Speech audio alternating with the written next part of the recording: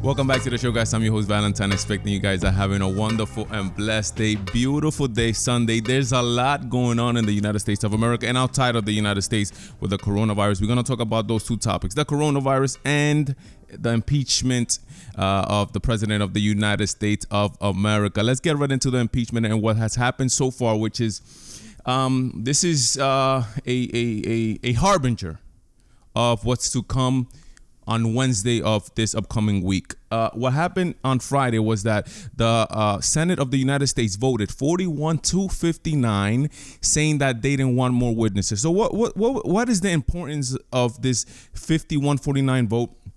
And why do I say it's a harbinger of actually the acquittal? Everybody knows the president of the United States is going to get acquitted of these charges because at the end of the day, they are. Even though it might not have been a perfect call, it's not enough to remove the president of the United States because of this call that he did, which was he was asking, and I believe it, he was asking for a favor for the aid that we do. But that's the thing. Every aid that we give everywhere in the United States, South America, North America, Africa, Israel, it's for the United States or that country to do something in return for that aid. So there's quid pro quo, which that's what that means. Meaning, I give you money, you give me something back. A trade. Every trade, every aid that we give anywhere in the world is in those terms. The United States don't got money to be just giving, hey, money free for everybody. But anyways, let's get right back into this. So the importance of this was that John Bolton, which I think it's a very respected, or was a very respected human or individual within conservative Republican circles, I think has just stomped all over his reputation because he, first of all, and it's not that he doesn't say what went on, but you're writing a book about it. A book so much so that he had the courtesy, John Bolton, of giving the book to it be revised by the White House. And there was some things that some people consider secrets of the nation, things that are top secret in the book. Why would you do that? Why would you want to do that against a country? But anyway, so John Bolton decided to say this and quote unquote leak this right at the opportune time to while all this impeachment is going on, and the Republicans are seeing through the veil of this Democratic-led efforts to undermine this whole process. The Democrats are going crazy already, right? It's like a soap opera. The same thing they did with Kavanaugh, right? Now there's another lady, I forgot, one that said that Donald Trump raped her 10 years ago. I don't know. And now she's saying that she did DNA tests and now she wants the DNA of the president of the United States now. Total bonkers, right? So the importance of this vote is that the Democrats had 17 witnesses. Listen, 17 picked witnesses by Democrats in the House of Representatives. Now they want more witnesses. They had such a good case. If you have such a good, tight case, why do you want more witnesses? If your case was proven in the House, this is such a clear, why do you want more witnesses of repeating the same thing after same thing? This is so boring, such a boring trial that even the senators are getting bored because they know it's nonsense and they understand it's nonsense. So Mitt Romney from Utah and Susan Collins from Maine decided to vote that they needed more witnesses.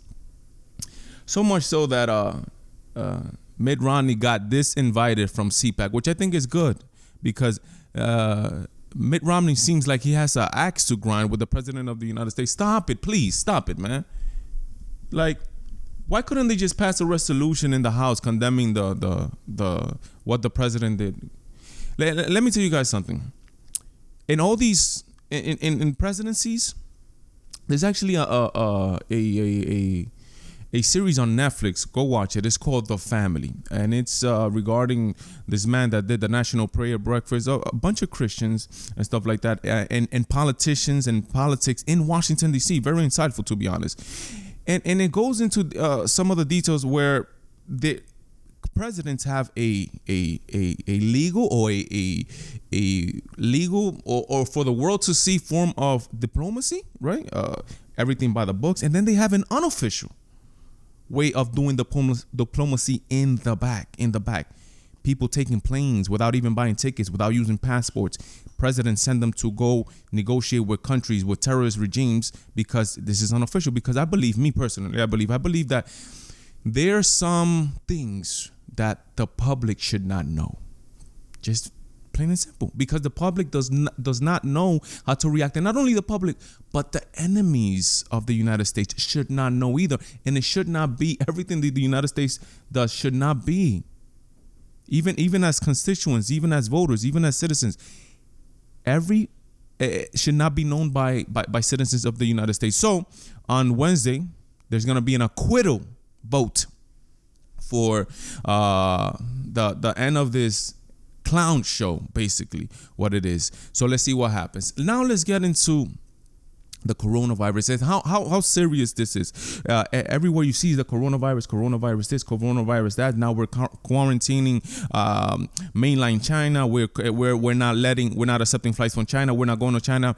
It seems very, very controversial, very crazy what's going on with the coronavirus. And let's compare the deaths. That way we can understand and see how serious this coronavirus is so far compared to something that we all accept as normal, the flu, right?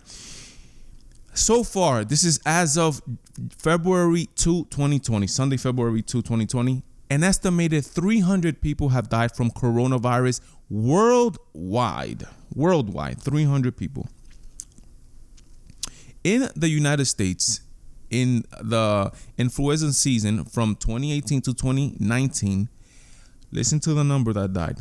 34,200 people died in the U.S. due to the flu, regular cough flu.